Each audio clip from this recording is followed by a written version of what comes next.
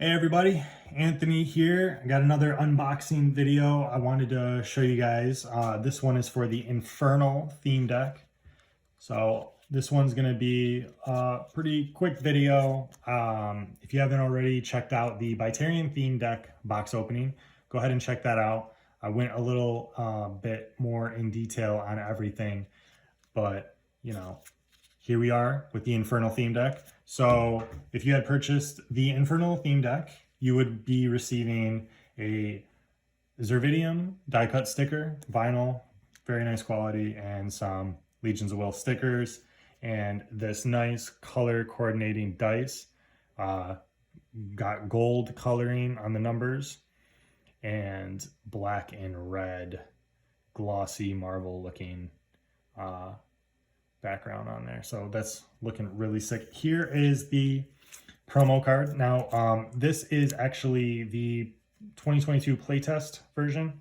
So it's going to be slightly different. The numbers will look actually just like this. Down here, it'll look like that, and then that'll look like that, but everything else will be the same. It'll say sample here, and it'll have some different serialization there, but it will be a holo. It'll look just like this. This is the 1 out of 8 or 1 out of 9 full art holo promo card that you'll be receiving with your deck. And here is the deck itself. This is the Infernal Theme Deck. Got some information here in the back, what's in it, and Legions of Will. So yeah, let's take a look at what we have inside here. All right. So each deck comes with a quick start guide. We have the front here. We have the back. Open it up. There's a little bit of information on how to get started, learning the different parts of a card. And then over here you have more information about the bases and upgrades, your turns and phases, the battle phase, more turns and phases, responding to an event, and a little gameplay summary. So very, very nice quality. I really do like how the quick start guide came out. So we have that. And then here we have our upgrades. We have the Demon Gate. I really like the artwork on this. It looks really nice on the card with the red and orange and everything. Servo's Monument. Units attacking this base gain -1 power until end of turn. So if you can't attack with any units with 1 power because they're just automatically going to get destroyed. It adds 3 capacity, and it costs 4 to play this upgrade and attach it to a base. In general, real quick, the card quality I'm very proud of. I really do like how they came out. Very clean cut.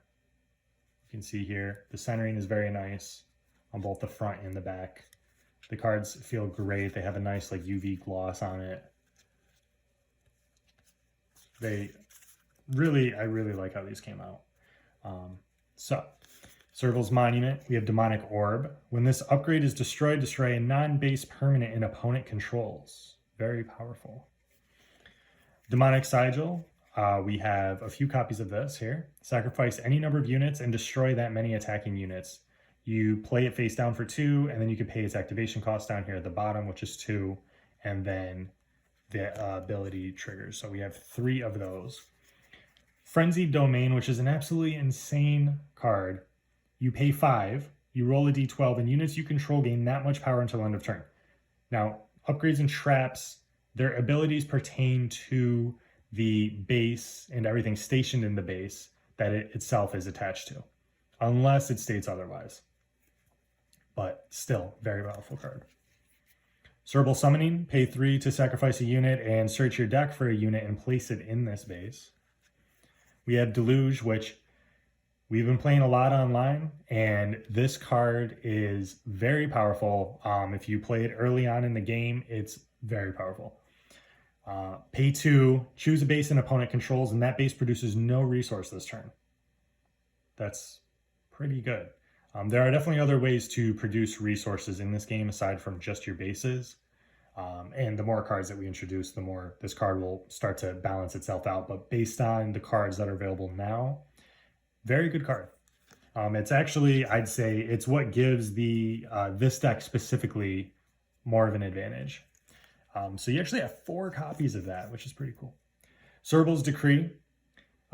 Servo is one of the demon gods in the game, which has not been introduced yet exactly, but is referenced in multiple different cards. Servo plays a big part in the lore for this game. So Servo's Decree, pay 2, choose 1. Target opponent loses resource equal to the number of units they control, or you get to return a demon from your graveyard to your hand.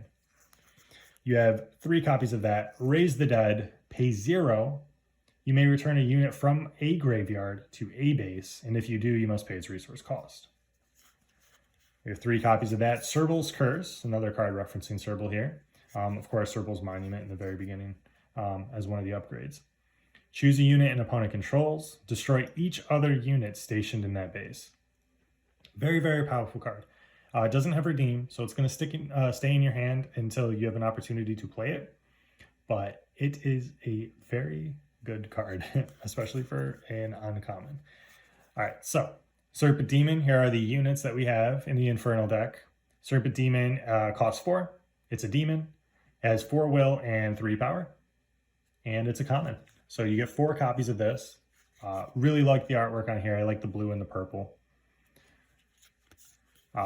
Magikai is another demon. Costs 5. Has 6 will and only 3 power. But when you play Magikai, you choose a unit an opponent controls with power 5 or less. And at the beginning of each of that player's turns, you destroy that unit unless they pay 2. So after a while, they're going to decide, I don't want to pay 2, and then that unit's going to get destroyed. But it's also a nice way to slow the game down. The demon deck is going to sort of drain your opponent's resources until you can get enough demons out there and actually destroy your opponent's bases and win the game. So you get 4 copies of Magikai. It's pretty sick. Demon Imp, cost 1, has 1 power, and is a common. It has 3 will. And yeah, looks pretty cool. We have one of the bases in here says that demons cost 1 less to play. So Demon Imp you could actually play for free. We do have 4 copies of that in this deck. So it ends up being a lot of fun to see. When you see this card, you're like, oh, cool, like free demon. Draw another card and then see if you can do it again. Demonic Temptress costs 4. Has 4 will and 4 power, and can't be blocked by units with power 4 or less. So she's unblockable.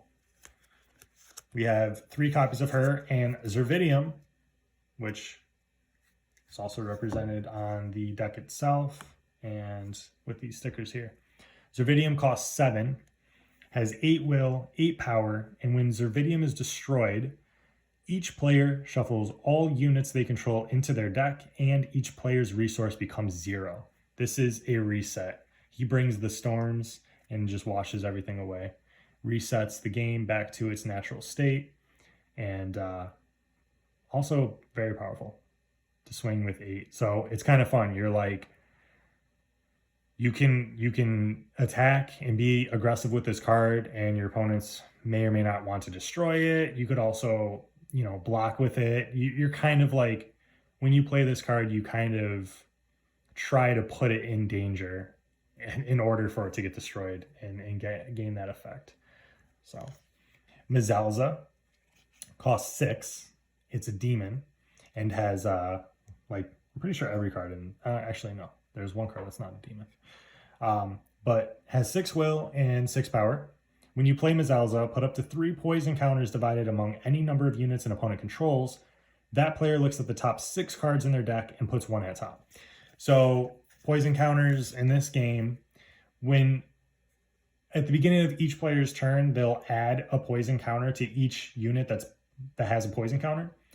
So if you put all 3 on 1 unit, then at the beginning of each of that player's turns, they're going to add another poison counter to that unit, just 1. But if its power is equal to or less than the amount of poison counters that are on it, then that unit ends up being destroyed and sent to the graveyard. Poison counters don't have any other effect. It doesn't lose power, it doesn't become weaker, but it just eventually gets destroyed. So very good effect, but also is somewhat balancing because it does bring the knowledge. It brings the venom, it brings the poison, it brings the destruction, but then it brings the knowledge as well, on the other hand, and giving your opponent some sort of advantage that they can maybe bounce back from. Skinwalker, one of the more popular cards, I'd say in general, but definitely the most popular card in this deck itself.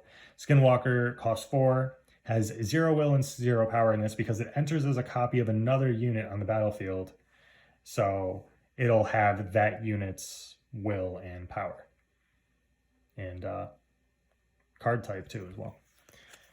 Angel of Destruction is another rare. So this one, out of all the decks, you actually get a few rare units, whereas the other decks have less. The Batarian deck has 2 rare units total, but in here you get like this nice little variety.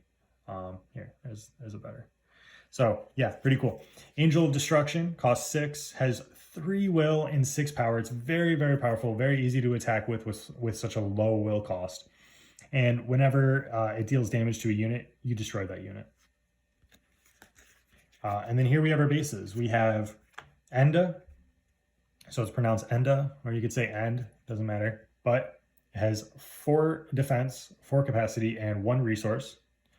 This is actually one of the only bases that's an uncommon. It does have a 5 activation cost, and but pretty decent defense and capacity level. It's basically Demon Lair, which costs 6 to flip over, but you don't versus 5. But you also get that 1 extra resource each turn. Demon Lair has 4 defense, 4 capacity, and produces 2 resource at the start of each of your turns. And then Karaka base has 3, 3, and 3, and costs only 4 to flip. This card is pretty good. With this deck, I shift between starting off with Demon Lair or Karaka. Demon Lair feels like it definitely feels like it makes more sense to start off with. You have a higher defense, higher capacity, and higher resource. Oh, not higher resource, but demons cost 1 less, so it's kind of like the same, except, you know, that's why I've been kind of like messing around with both of them, because like this costs 6 to flip, and then Karaka costs 3 or 4 to get all this here. So you could start with Demon Lair, quick flip over Karaka, and then do what you got to do. But it's just, with Karaka, you gaining that 1 extra resource might help you, because then you can get upgrades out there. Like if you draw into a Demon Gate, you can quick get Demon Gate out there, and then now like that's your best play. Or Demonic Orb, or Servo's Monument, anything like that. Any of these upgrades. Whereas like Demon Lair itself is really good if you're drawing into like Demon Imps and other units and are going to play more aggressively. So yeah, just a little tidbit of information, something that I've noticed from some of the games that we've played. But yeah, that's the Infernal Theme Deck. So thank you everyone who had placed an order. You'll be receiving these very soon. And definitely, if you're not already a part of the Discord, go join our community there. You can play some games. We got a tabletop simulator, cockatrice, all available to play for free. And you can stay updated with the products and the shipping and everything, all that. And yeah, so thank you all so much for your support. If you're interested in the game, check it out. Please like this video, subscribe, all that fun YouTube stuff. It will help out. And yeah, until next time, peace.